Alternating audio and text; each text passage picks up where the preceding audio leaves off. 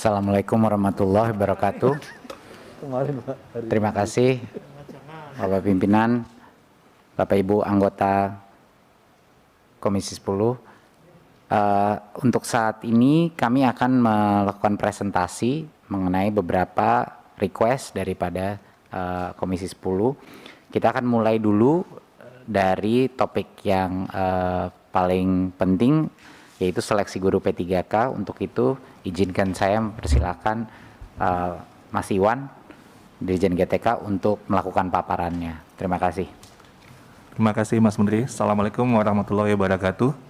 Selamat siang, salam sejahtera semuanya, pimpinan dan anggota Komisi 10 yang saya muliakan. Izinkan saya untuk mempresentasikan terkait dengan perkembangan terkini seleksi ASN P3K.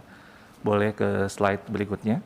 Pimpinan dan anggota Komisi 10 yang saya hormati, di sini kita bisa melihat bahwa di halaman ini adalah ringkasan dari hasil seleksi ASN P3K tahap 1 dan tahap 2 di tahun 2021, di mana sebanyak 293.860 guru telah lulus seleksi, dan ini artinya mengisi 58% dari formasi ASN P3K yang diajukan di tahun 2021 oleh pemerintah daerah. Total formasi yang disediakan 1 juta lebih, tapi yang diajukan oleh daerah 506.000 sekian, dan 293.000 ini, itu yang kotak yang warna hijau, itu adalah 58%. Sedangkan masih ada tersisa 212.392 formasi yang masih kosong, di mana 117.000 formasi itu yang sama sekali belum ada pelamarnya. Jadi ini kira-kira gambaran umum dari hasil seleksi ASN P3K tahap 1 dan tahap 2 di tahun lalu. Nah, yang juga penting angka di sini adalah kotak yang berwarna kuning, di mana ada 193.954 guru yang telah lulus passing grade, namun belum mendapat formasi. Ini menjadi catatan yang sangat penting buat kita untuk kita perjuangkan, supaya mereka mendapat formasi tanpa harus melalui tes lagi.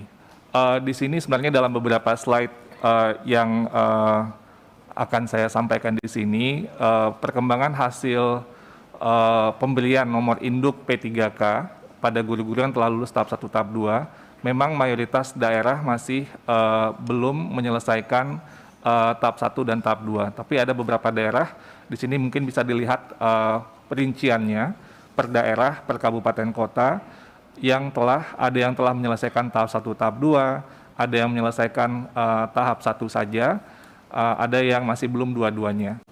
Kira-kira mungkin nanti Bapak Ibu bisa melihat rinciannya secara terpisah, namun saya boleh loncat ke slide nomor 15, yaitu rekap dari semuanya.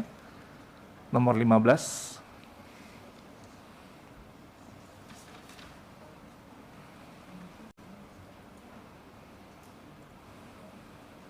Terus 10, 15.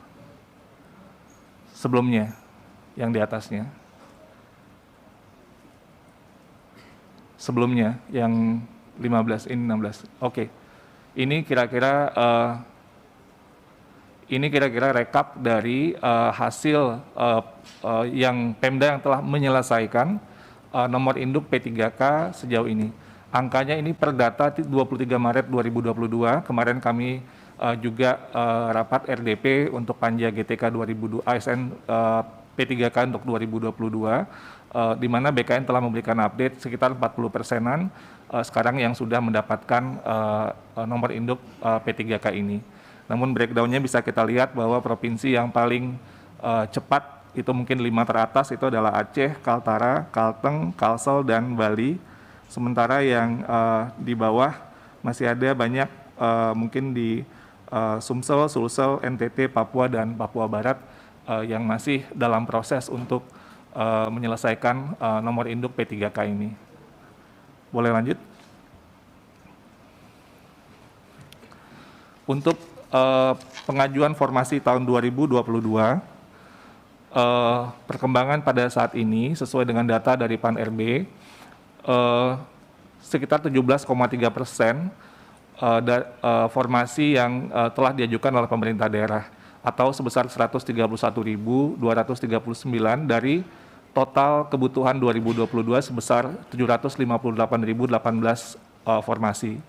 Formasi 758.000 sekian itu kita hitung sudah termasuk guru agama, guru seni budaya, termasuk muatan lokal, bahasa daerah dan kesenian, guru PJOK, dan guru kelas TK, di mana masih jumlah yang diajukan masih lebih kecil daripada total perhitungan kebutuhan atau formasi yang disediakan oleh pemerintah pusat.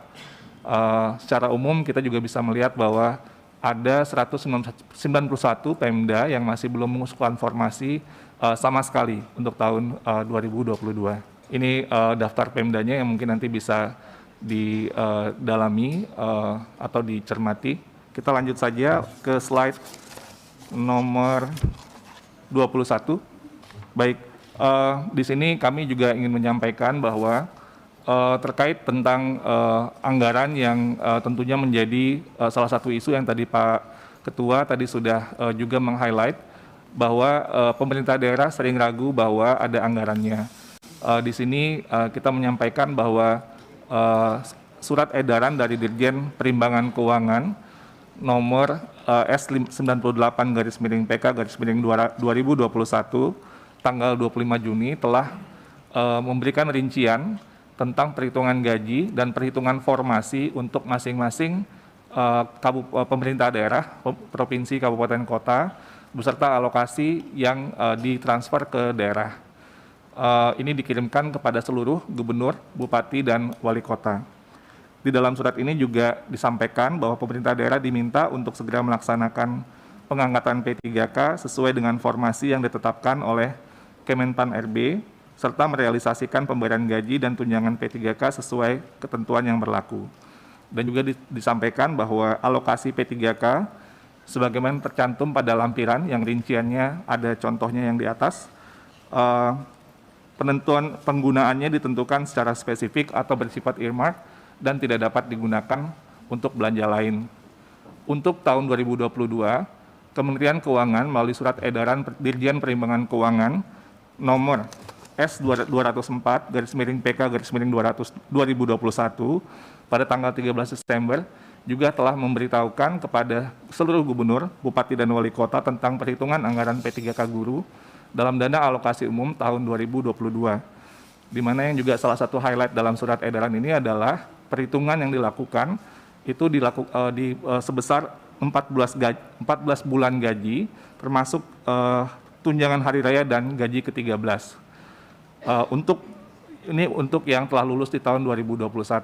Sementara untuk tahun 2022 diperhitungkan sebesar 3 bulan gaji dengan asumsi guru yang ikut seleksi akan melalui proses dan selesai pemberkasannya dan bisa diangkat per Oktober tahun ini. Juga ditegaskan bahwa alokasi dana yang telah diperhitungkan dalam DAU 2021 dan DAU 2022 untuk P3K guru merupakan dana yang penggunaannya adalah secara spesifik atau bersifat earmark, tidak dapat digunakan untuk belanja lain. Terkait tadi pertanyaan Pak Ketua, DAK fisik dan DAU, pada kemarin Kemenkeu sudah menjelaskan juga bahwa kalau DAK fisik itu penggunaannya lebih spesifik, sementara untuk belanja rutin seperti belanja pegawai, itu mekanismenya memang harus dengan DAU. Itu jawaban dari Kemenkeu terkait pertanyaan Pak Ketua kemarin. Saya lanjut saja mungkin ke halaman 24.